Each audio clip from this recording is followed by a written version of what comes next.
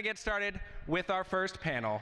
Folks, in an age of junk TV and Instagram Reels, we all kind of understand what we expect when it comes to what we watch on television.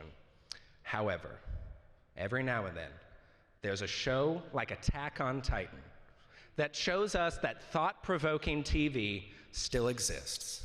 So we've got not one, but two of the stars of Attack on Titan, one of which is here, one of which is making their way to us as we speak. So ladies and gentlemen, please help me welcome to the stage, Amber Lee Cotters!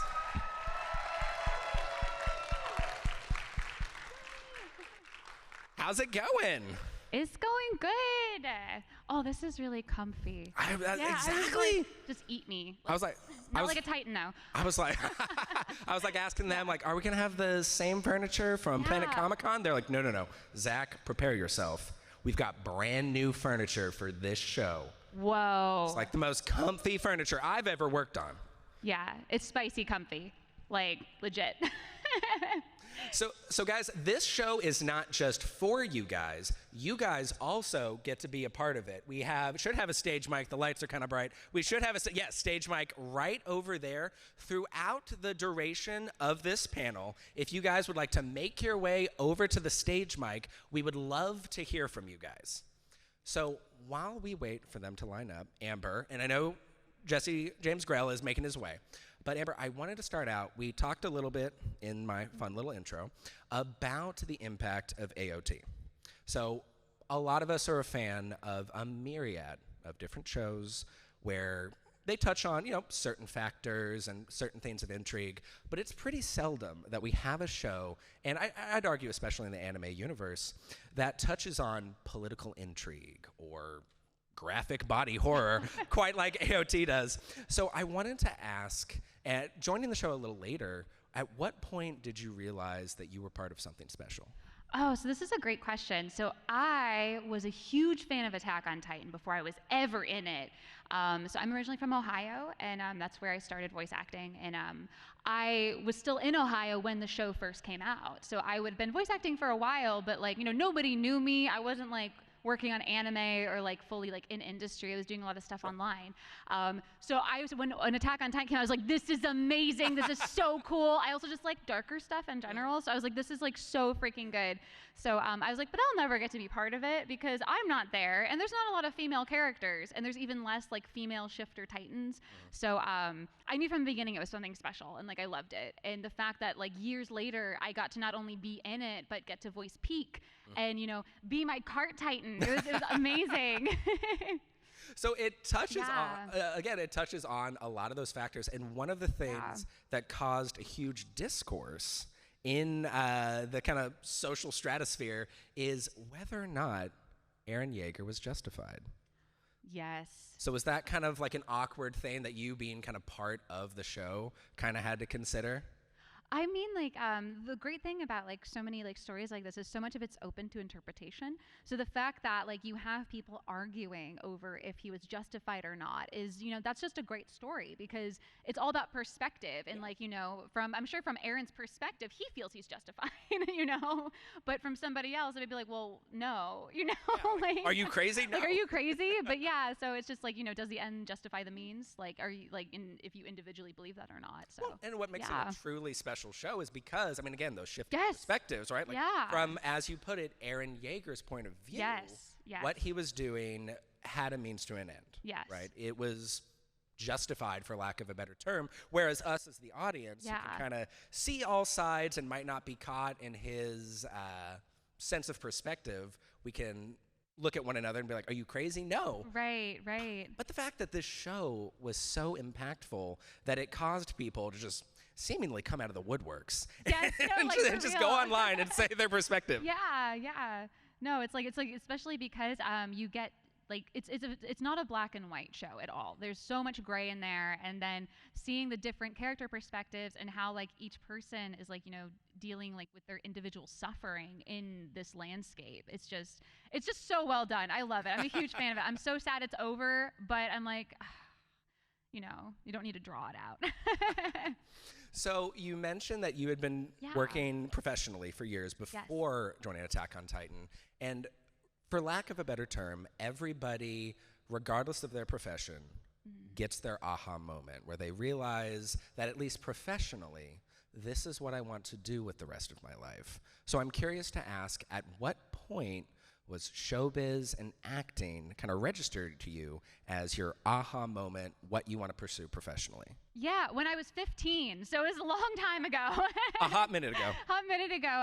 So I wanted to be Laura Croft. I wanted to grow up to be Laura Croft. Who didn't? I know, right? But it's not actually a profession. And I say this all the time, like, you can't just go raid tombs and shoot dinosaurs. For many reasons. This is news to me. Yeah, no, it's heartbreaking. But I was like, I grew up loving video games and loving cartoons and like animation, anime even before I knew what anime was. Because I just thought Sailor Moon and Dragon Ball Z was like a cartoon until I was like, oh wait, actually this is a whole other thing, and fell into that rabbit hole. But I love stories and storytelling, and getting to live out all these different lives is like so much fun. I sat down and Googled when I was 15, like how to become a voice actor. And we didn't have the wonderful website that exists now, iwannabeavoiceactor.com. It's been a minute. Are there some titans that we got to take care of? Woo! Ladies and gentlemen, Jesse James Grelle! Yay! I'm glad you made it in. Me too! Yeah. I also had crazy flight shenanigans.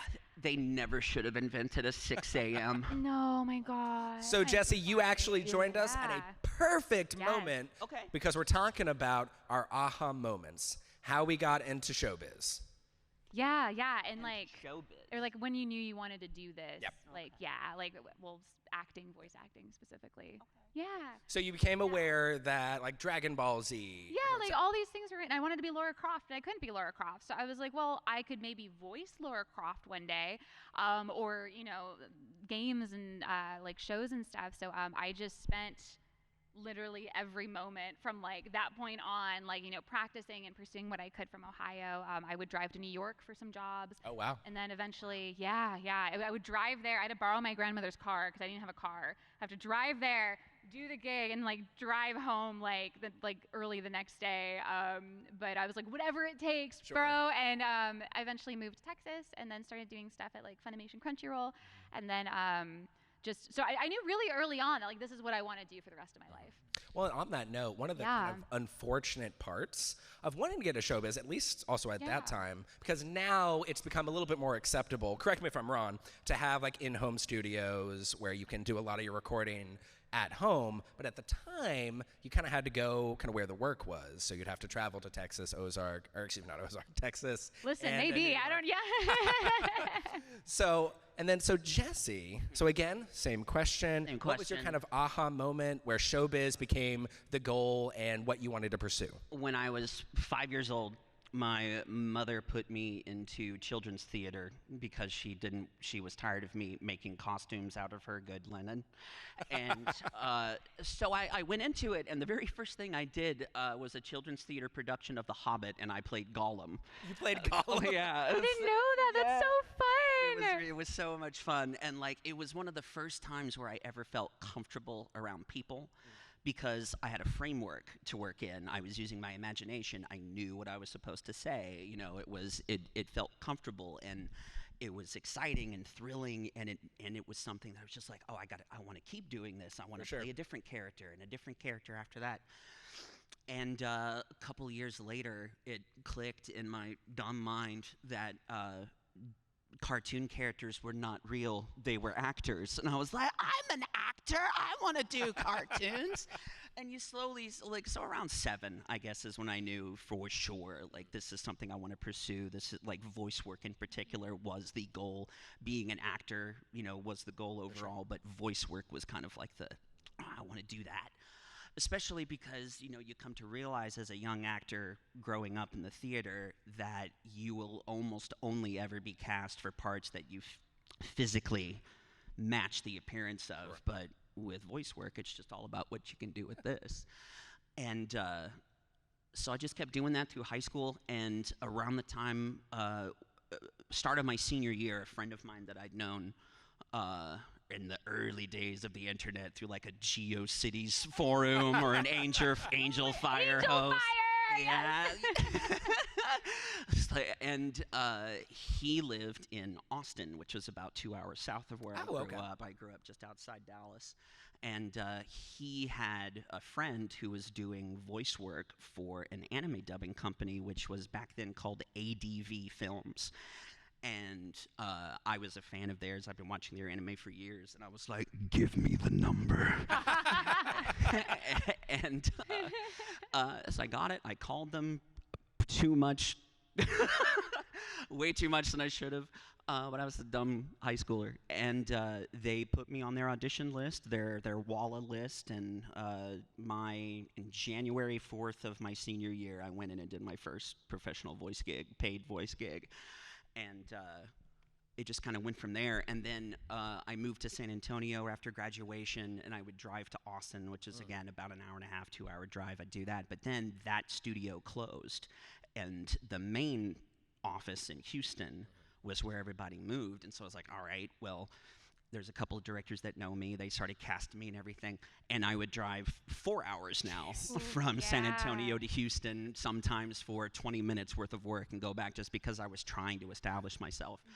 And this was the early days of this. Like, some studios were still using paper on a music thing, and you'd have to write out the lines and write notes in the booth and everything. And so there wasn't a whole lot of people like really pursuing doing specifically anime dubbing voice work. Sure.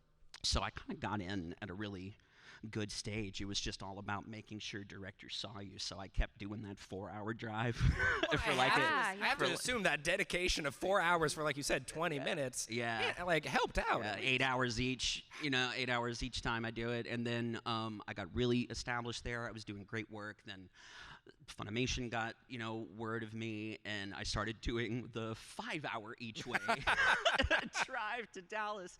And, that's where eventually I ended up doing my very first role at Funimation. It was a show called Kenichi, the Mightiest Disciple. And it was like a fangirl dream come true, and, all that stuff. And from there, it just got kind of snowballs crazy. From there. It just went off the rails, and it's been a hell of a ride.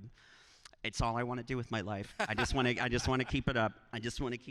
So fast forwarding, and we talked about this a little bit with Amber, Attack on Titan. Now, you were there since basically episode 1, and so Amber had a little bit more of a perspective because the show had been established at that point. But for you, being there since, again, day 1 with the dub, at what point did you realize that you were part of something special?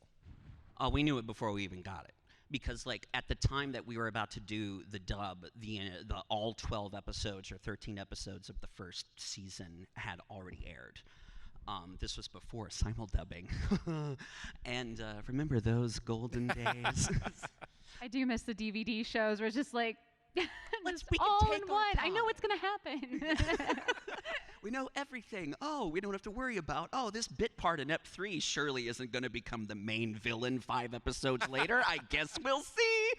But we, a lot of us had already gotten to watch the whole thing through. I had seen it. I got to watch it as a fan, and then we found out Funimation got the rights. And so we kind of knew going in that this was something big. And by the time we had recorded the first 5 or so episodes, Toonami was gearing up to start showing it. And then we did the premiere panel for it at Anime Boston 2013, 2014 for the dub. And we presented it, the first 4 or 5 episodes of the dub, to a room of 7,000. Oh, wow. And that's kind of when it also solidified in our heads, the press that everything was going on, just the whole presentation of it. You could not go to a convention without full regiments of scout cosplay, good, amazing groups.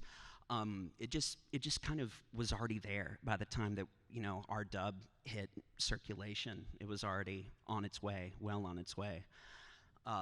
But I think it was once we hit season 2, even after the 3-year wait, that it had become something global, and we were a part of something that we had to take. We knew we had to take the utmost care of it from moment 1. But like at that point, we're just like, this is something that we need to bleed for in order to make it what it should be. Yeah, that was it at the ground floor. Well, it's also one of those shows because like fandoms come and go. There's always going to be that diehard fan base that until their dying breath will say that this show is the best show ever. But then there are those shows that stand the test of time. And then I know that AOT didn't end like that long ago, relatively recently. But it's clear with especially season 1 and then that long hiatus up until season 2, this was clearly a show that resonates with people. This is clearly a show that is going to stand that test of time because of how interesting and different it is. It has a message that will continue to be relevant going forward. Especially with the ending. The ending is where, like, you know, it's a hard watch, but it is absolutely necessary. I feel like it had to be exactly that ending because, A, if it had been any happier, it would have been like, what was the point of everything we went through for these 93 episodes? If it had been any worse, then we wouldn't have had that bittersweet feeling of like, oh, there's, you know, we got something. There's some progress. We're moving forward. So it had to thread that needle. But we can't appreciate the lesson overall unless we have gone through everything, all of that pain, everything, seen the worst of humanity, seen the horrors of war, seeing like just all that stuff, and then the philosophy that gets thrown at you. Which, credit where credit's due, at least on a writing perspective, is just a true triumph in and of itself. Yeah, it really is. And Armin's usually the one to talk about it. Armin should also just shut his mouth. Because I realized every time that something bad is about to happen, Armin predicts it because he says it. Episode 1, just, the walls, they can't be there forever. It's only a matter of time. 5 seconds later. Arwen, knock on some wood, man. You just... He's speaking it into existence every single time. You don't know. He didn't realize he was the narrator yet. I think the kids call that manifesting. Yeah. So again, guys, this show is not just for you guys. You guys get to be a part of it. We have the floor mic listed right over there. So I want to go ahead and start off with our first question. So hi, what's your name? My name is Shane. Hey, Jay. Hey, how's it going? What's your question? I was wondering, what is your guys' favorite voice line you did in the show? Favorite voice line? Oh, man. Yeah, I mean, I guess, like, just to make it easy, I love Pieck's little, good morning, Pieck, when she's, like, crawling on the floor and just, like...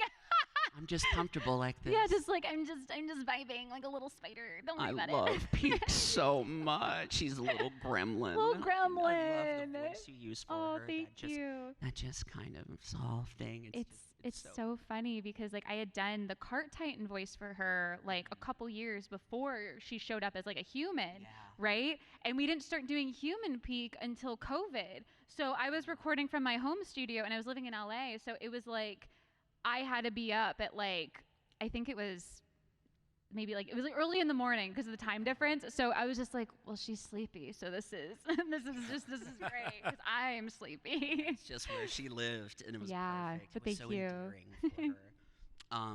Favorite line? Most of Armin's aren't very happy. And you scream a lot. I scream a lot. Yeah. Actually, there is a fun one, but it's not in Attack on Titan proper. It's in a show we did called Attack on Titan Junior High. Oh, yeah.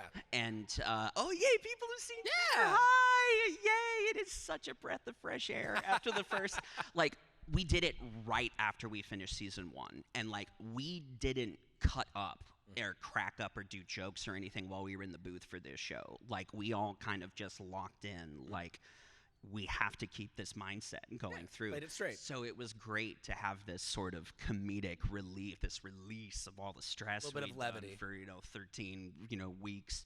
And Armin has this line where, if you haven't seen it, the premise of it is the Titans, all of the main characters are just kids in high school or junior high, and the high schoolers on the other side of the wall are the Titans. and Aaron is angry at them because they keep reaching over the wall to steal his lunchbox. What? And that's what starts the entire thing. It's so cute. But there's an episode, the last episode, where they're doing, the cultural festival, because there's always a cultural festival.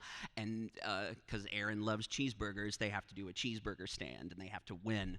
And they can't get enough cheeseburgers going, so Armin does that thing from later in the seasons of this is it. I know this is where I have to sacrifice something of myself. And then you see him in a full-on bunny girl outfit with the ears and everything going. Oh my gosh. Would you like a cheeseburger? That's so fun. It was super fun. It was super fun. I have a favorite Pieck line. Oh my gosh, what? It's in the last episode after all the dust settles. It's I'm feeling kind of left out. I'm like, literally, I'm just like, I don't know what was going on. I'm just here with everybody. Like, nobody talked to me. Like, what's going on? Like, I didn't get a dream visit. I didn't get a dream visit. I almost died too.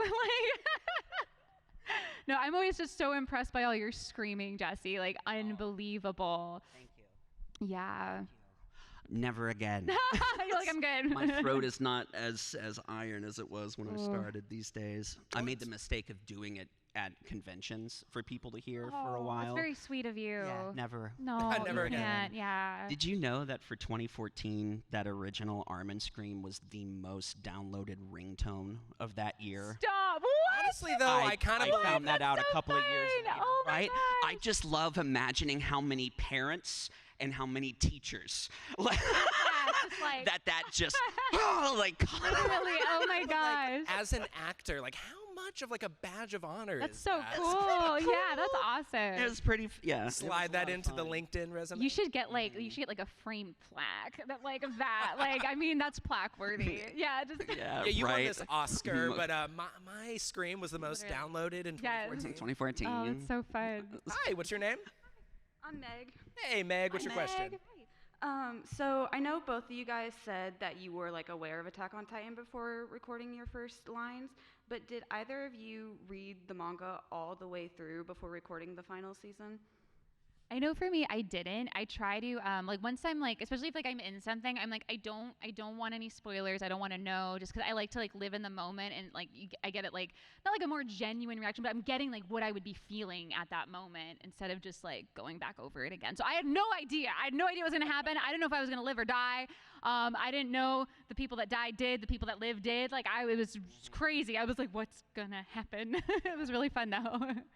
I did, it was the same for a lot of us, myself included. I just, Mike McFarland was reading the manga backwards and forwards, upside down, he knew absolutely everything. He had in his head the ensemble and how he wanted it to sound like.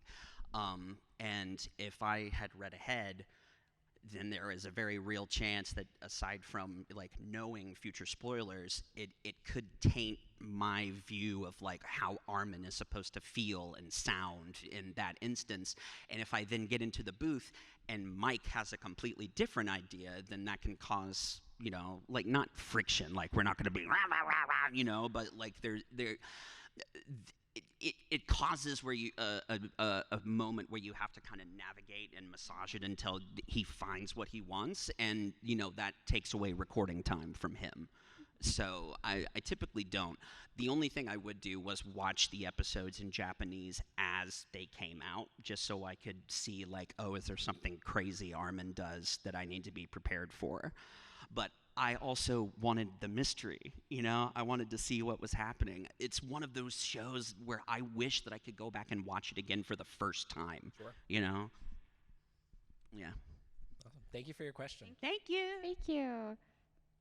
Yes, hi, what's your name? I love that I can't see literally anyone's face. I'm about to say, I'm trying to, because I usually compliment your guys' cosplays, but I gotta be honest, these lights, make us. It's like we're doing a panel to 2 oncoming trains. Yes, choo-choo.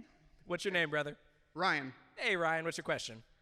given the few number of seasons, how did you feel as a voice actor going through the 14-year lifespan of the show? Was that something that was beneficial for your career, or was that detrimental? Did it stop you from taking on other roles? Oh. Is it a good or a bad kind of thing? Oh, that's a good question. Very interesting. Yeah, I mean, I came into the show later, obviously, because Pieck doesn't show up for a hot minute. But I would say, like, I love when stuff is long running, like, because you just get to come back and be like, oh, my old friend is here. And it's bittersweet when something ends. But it is nice to have it, like, done, because then you can just, like, watch the whole thing and you have it in its entirety and you're like, oh my gosh, it's so good. But what about for you? Yeah, I absolutely. So many shows that we do in anime end up, ending after 12 or 13 episodes, and a lot of times they'll be open-ended, and they're almost like a glorified advertisement for the manga at that point. Yes, yeah. It was so satisfying to get to be a part of something that is complete, and not just complete, like accurate to the manga, no filler, nothing like that. Beautifully paced, brilliantly written, Finished to end. amazing character arcs throughout the entire thing. Yeah, it's finished, and we get to enjoy that. We got to be a part of a full show, and it's one of those shows you can go back and rewatch like 3 or 4 times and notice something new every time. It's nuts. I'm pretty sure I have not answered the question that you asked. So what was the question? Well, the original question was, during its 14-year time span, were you happy that you were a part of it, which I think you Yeah. Or the interesting note, which I particularly liked, did it have any downsides to being invested in a project that long? Like, did it take away from any other projects you could have worked on? At the time, absolutely not. Like, things change, and these days sometimes, if you have too much work, or you're deemed to have like enough work at the moment, then that might change whether or not you are considered for other things. But at that point in time, we still didn't have like y'all's generation was coming in, and our pool of actors was growing, but it wasn't competing with literally everyone in the world, across social media and everything. So a lot of us just continued to work. Like, at one point, I was recording a season of Attack on Titan. I was recording The Devil is a Part-Timer, season 1. I was recording, what was the name of it? Oh God, it's from the guy who did the vampire show. Oh God. What's it about? Who's in it? Way too many vampires. A lot of vampires. Let's say I was like, which vampire? The one with Kristen Freeman. Helsing. Helsing. Okay, that guy who vampire did, show. Drifters. That's what it was. I was, Nice. recording like 4 shows. I was the lead character in every one of them, and every one of them screamed. And so like, we were working hard, and I was writing scripts at the same time too. Like, it was a very kind of close knit community. You at slept that point like every other Tuesday? Yeah, exactly. Yeah. Massage therapy on Fridays. Bring the weekend in. But yeah. Yeah, awesome. Yeah. All right, I think we have another question. Hi, what's your name? Yeah. Alyssa, Titan changed my life. Alyssa, what's your question? if you were in the Attack on Titan universe, which military unit would you be in? That's a fun one. I mean, if we're being realistic, like I'm dead. Yeah, Like I was crushed in the first episode. Like that's like that's what happened. It'd be cool to be like a scout, but yeah, I'd get eaten. Go on adventures. Yeah. Yeah. Adventures to my death, maybe. It's like, I feel like anytime somebody's just like, oh, like, what would you want to do this world? I'm like, this is like the Game of Thrones world. I don't want to be in it. Like, I just want to like be an observer. Yeah. So Someone bleak. asked that question at the last convention a couple of weeks ago, and the way they phrased it was like, if you were going to be born into the Attack on Titan universe, like what sort of life, like, character do you think you'd be? And my answer was, I don't want to be born. So Yes, whatever no, answer so is fair. close enough to that. I want That's a good question, though. I want the job with the highest life expectancy.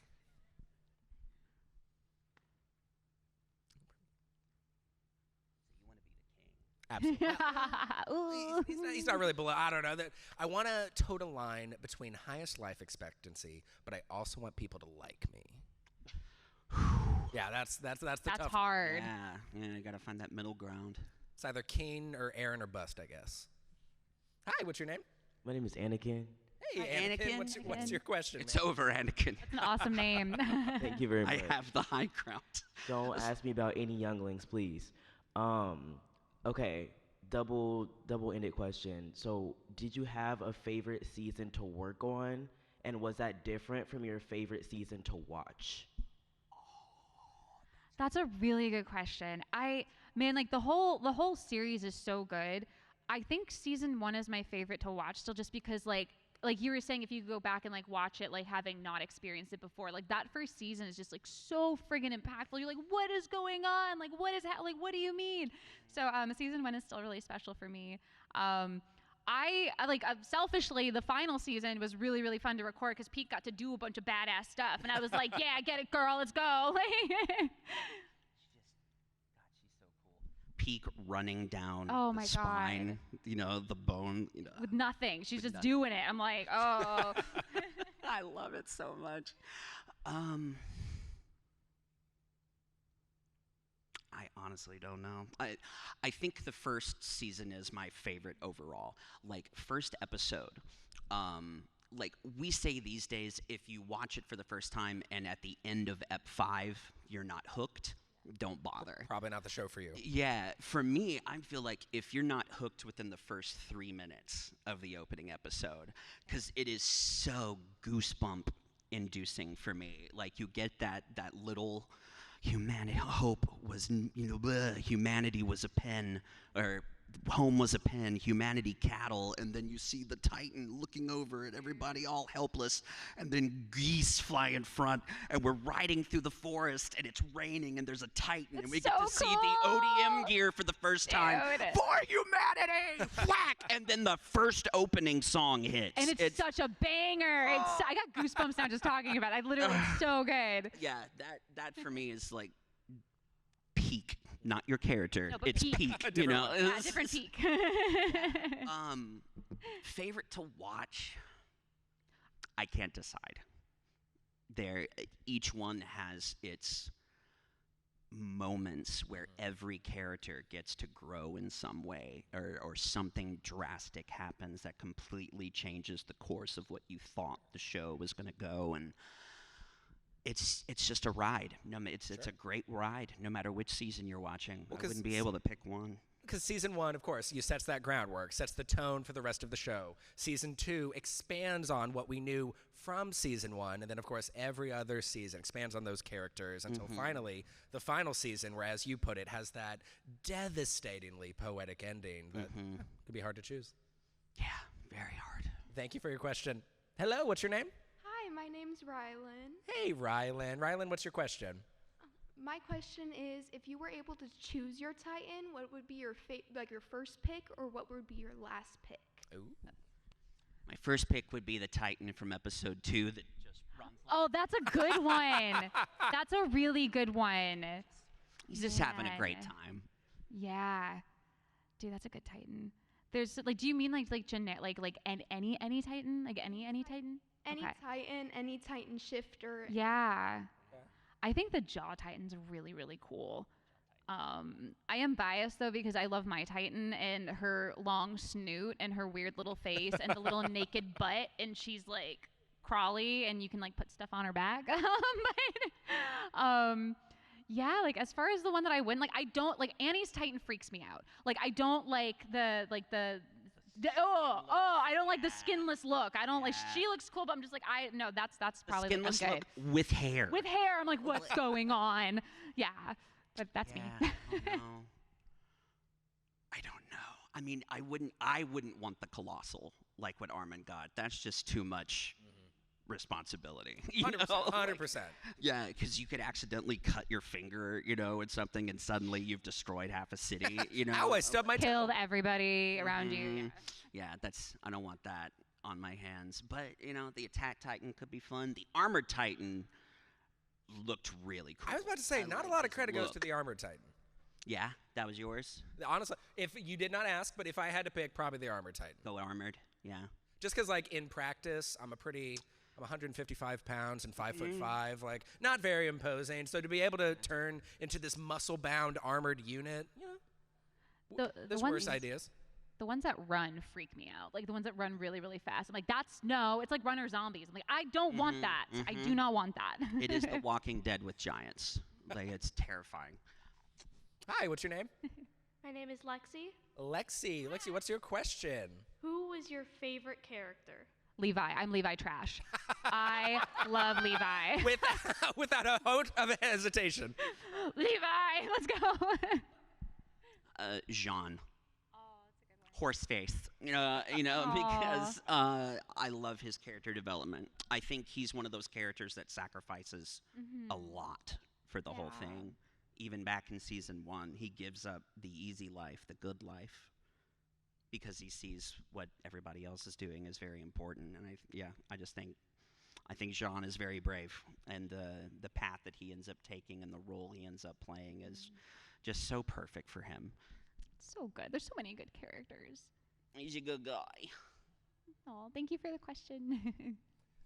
Now, before we move on, I know that we're all up here enjoying this panel, but I'd like to give a quick shout out to our ASL interpreter over here for making sure we can all enjoy these shows. Yay, thank you.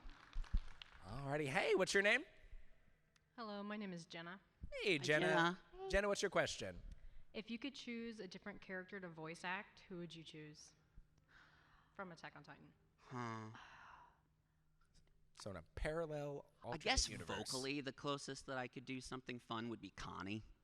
Oh, that'd be fun. I think Connie. Yeah. I mean, if my voice wasn't didn't matter, Levi would be awesome. Levi's so cool, but Annie's really awesome. Mikasa's really awesome. Either one of them, they're so badass. That's another thing. I love the whole cast in Attack on Titan, especially female characters. I see you as Sasha. I love Sasha. I see. I would do a a Sasha. Yeah. I love a You do potato. a great Sasha. Thanks, man. Hi, what's your name? Hello, my name's Hunter. Hey, Hunter. Okay, I have a question, obviously. So. I would hope so. Hope so. Did you get to record that scene where Armin and Aaron are in the pool of blood in front of Bryce Papenbrook, or did you two do that separately? We do it separately.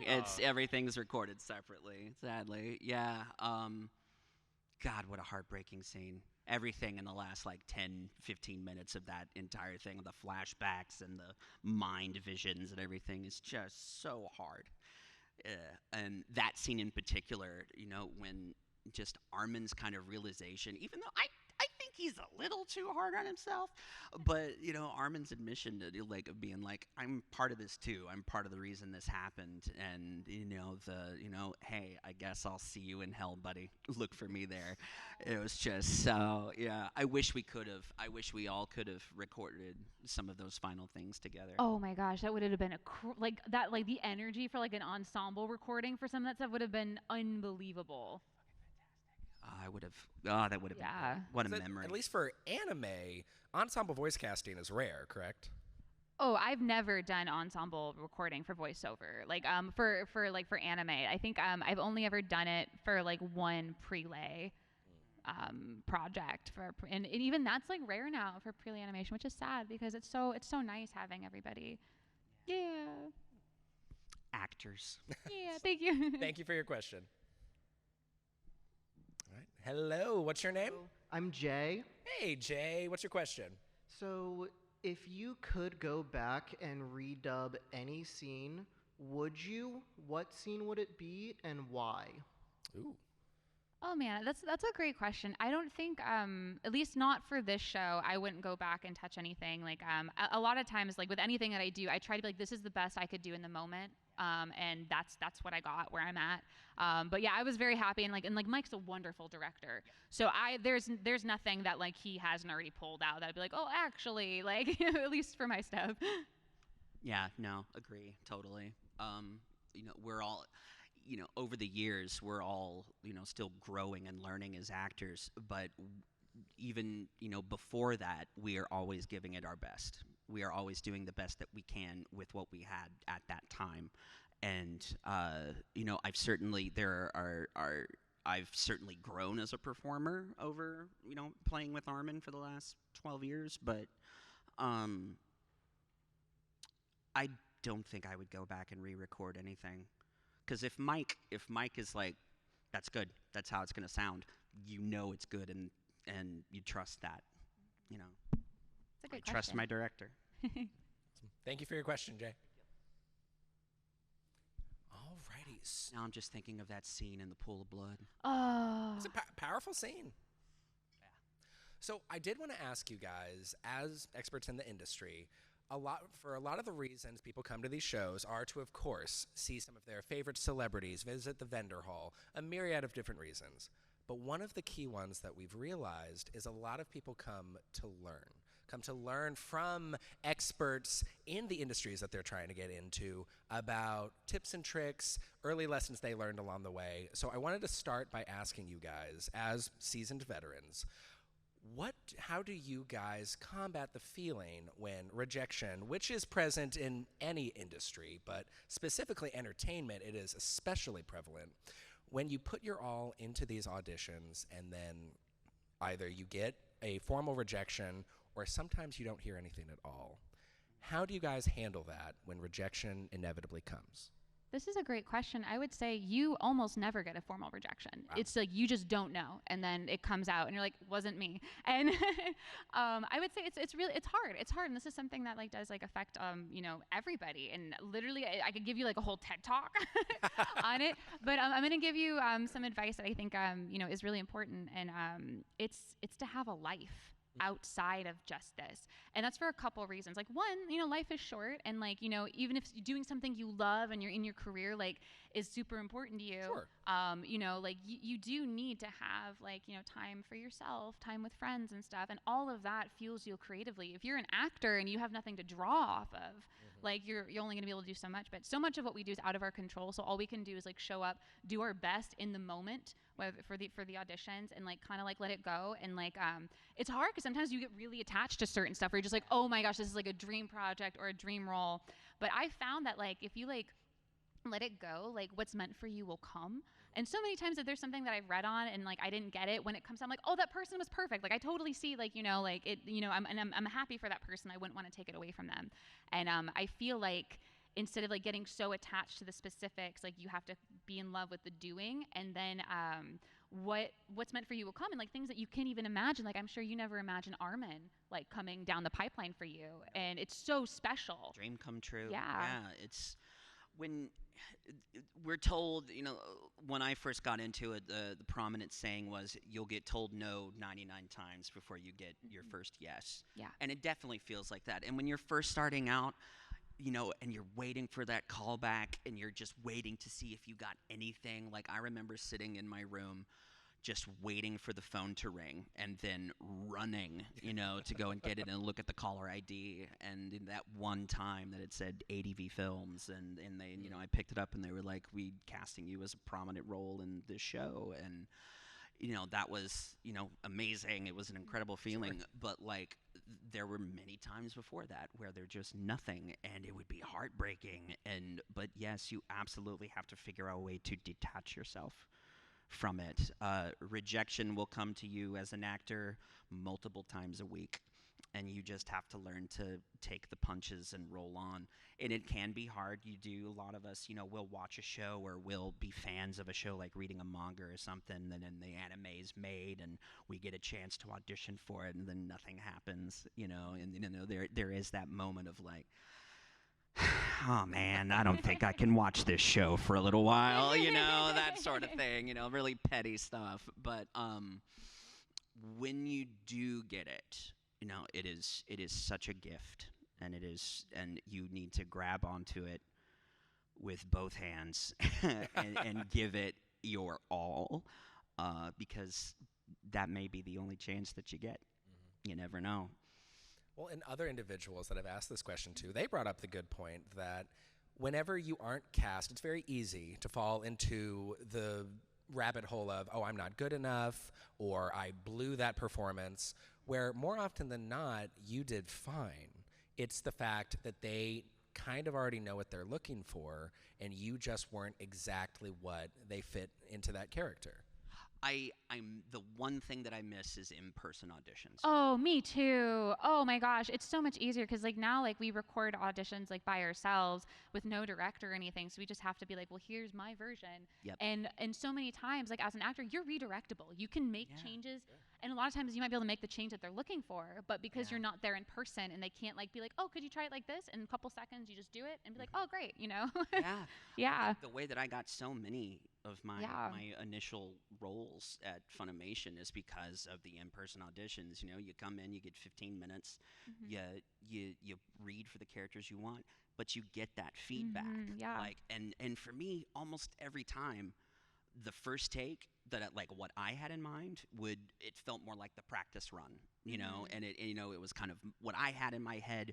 I never get it the first time, but then they give direction and I get it. Yeah. Like immediately I'm like, I know what you want now. And it worked, but with at-home auditions like I've been doing the past couple of years, it is rough. It is really rough. The guesswork, the uncertainty of whether or not you're doing it right. That's, I think, what a lot of us struggle with. No, right for now. sure. I've tried to adopt a strong and wrong approach, baby. I'm like, here's my ability. It may not be what you want, but it's something, you know? There's a choice being made. But yeah, like you said, like so much of it is out of our control. And it could be like your audition was amazing and you like they wanted to cast you and then the client's like, oh no, like because sometimes the client has to sign off on stuff, or your audition was amazing and they wanted to use you but you sound just like the pro tag and they had you up for the villain, so it's like a lot of vocal balancing too. It's just so much stuff. But I will say, like, if you show up and you like, you know, you put in really solid auditions and like you're a good person and you're professional, like people will remember you. And it may not be right now, it might be a couple years down the road or later, but like, you know, it all matters. So So we have a couple more minutes on the clock. So I wanted to end us off with, so we spent the majority of this panel, of course, talking about Attack on Titan. That's how it was promoted.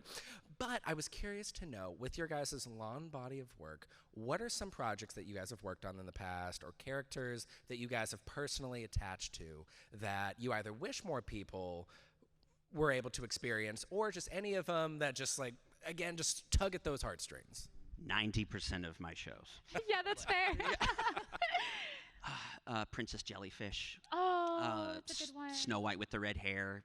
Yuri on Ice. Yeah. Given. Oh, Given's so good. That movie's so good. You know, and the Devil's a Part-Timer. There's still a lot of people that haven't really, you know, discovered that yet. The cool thing about, you know, the stuff that we do right now and the fact that a lot of us have a body of work that stretches back, you know, over a decade and stuff, is people are rediscovering that old stuff. Like right now, Soul Eater is everywhere.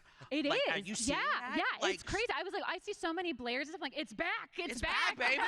Like what I heard was apparently the mangaka just released a new thing, and people were like, I really like this art style. And then older fans, our generation, was like, well, if you like this, and then suddenly the fandom is just completely back. That's so cool. And it's you never know. Like stuff circles back around. Generations change. Old anime fans make new anime fans. Stuff that didn't get the credit deserved when it came out finally gets the resurgence. Yeah, exactly. That's one of the best parts of the internet now is the resurgence of things. No, for sure. There's a couple of shows that I really love. Like, I mean, again, like 90% like people, but I voiced Cathali in World End. The full title is "What Are You Doing at the End of the World? Are You Busy? Will You Help Us?" It's a very long title. It's such a beautiful show. The world building is great. That one's really special to me. I love Love Tyrant, which is like a Death Note parody, almost, but it's complicated. And then I had a small part in Dandadan. I voiced Acro Silky, and I cried my eyes out. It's so sad. But so check them out. All of them are so good. Please check them out, and remember to show Attack on Titan to your grandma. Yes. Like, make your grandma watch Attack on Titan. Tell her it's just a sweet little show. Ladies and gentlemen, did we have a good time? Yay. Well, then give it up for Amber Lee Connors and Jesse James Grelle. Awesome. Thank you. Now, before we part ways,